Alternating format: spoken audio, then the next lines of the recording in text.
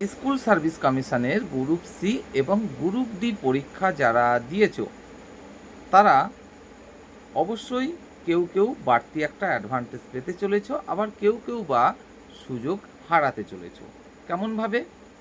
তোমরা প্রত্যেকেই জানো যে ওবিসি সংক্রান্ত ব্যাপার নিয়ে কিন্তু একটা বড় জাজমেন্ট এসেছে এবং অবশেষে বর্তমান পশ্চিমবঙ্গ সরকার কিন্তু সেই জাজমেন্ট মেনেও নিয়েছে। যদিও বা বিগত পশ্চিমবঙ্গ সরকারকে আমরা দেখেছিলাম বিষয়টা নিয়ে খুব দৌড়াদৌড়ি করছিল, কিন্তু না, বর্তমান পশ্চিমবঙ্গ সরকার সেই বিষয়ে কিন্তু একদম হাঁটেনি, বরং আদালত যে জাজমেন্ট দিয়েছে সেটাই কিন্তু মেনে নিয়েছে। এবং সেক্ষেত্রে প্রত্যেকটা নিয়োগের ব্যাপারে আমরা দেখতে পাচ্ছি ওবিসি এ, ওবিসি বি আলাদাভাবে সংরক্ষণের ব্যবস্থা কিন্তু থাকছে না। এবং অবশেষে যে ব্যাকওয়ার্ড ক্লাস ডিপার্টমেন্ট সেখান থেকে কিন্তু পরিষ্কার জানিয়েও দেয়া হয়েছে পশ্চিমবঙ্গে যে কোনো চাকরির নিয়োগের ক্ষেত্রে সেখানে ওবিসিদের জন্য সংরক্ষণ এখন থেকে আর 17% নয়, বরং 7%, যেমনটা কিনা 2010 সাল পর্যন্ত ছিল। তো সেখানে ঠিক যেমন 66টি সম্প্রদায় ওবিসি হিসাবে সংরক্ষণের সুযোগ সুবিধা পেত, তারাই কিন্তু এখন থেকে আবারও ওবিসি হিসাবে সংরক্ষণের সুবিধা পাবে। বাকিরা যারা 2011-র পরে ওবিসি হিসাবে অন্তর্ভুক্ত হয়েছিল তারা কোনো রকম সুযোগ সুবিধা পাবে না। এবং সংরক্ষণও 17%-এর বদলে মাত্র 7%।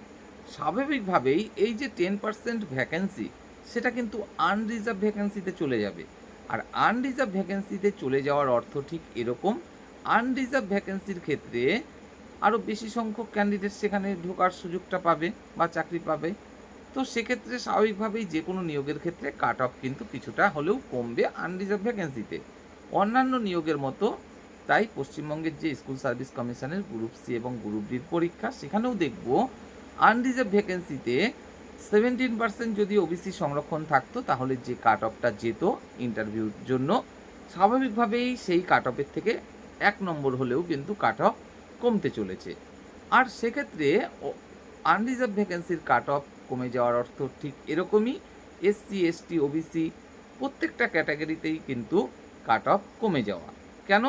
কারণ আনরিজার্ভ ভ্যাকেন্সিতে যে কাট অফটা হয় তারপর থেকেই নির্দিষ্ট সংরক্ষণটা শুরু হয় প্রত্যেকটা ক্যাটাগরির ক্ষেত্রে।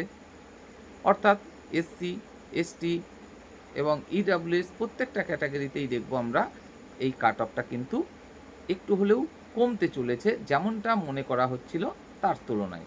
অর্থাৎ ওবিসি যদি 17% সংরক্ষণ থাকতো তাহলে যে কাট অফটা যেত তার থেকে কিন্তু এই 7% সংরক্ষণ থাকার কারণে আরও কিছুটা কাট অফ কমতে চলেছে এই সমস্ত ক্যাটাগরিতে।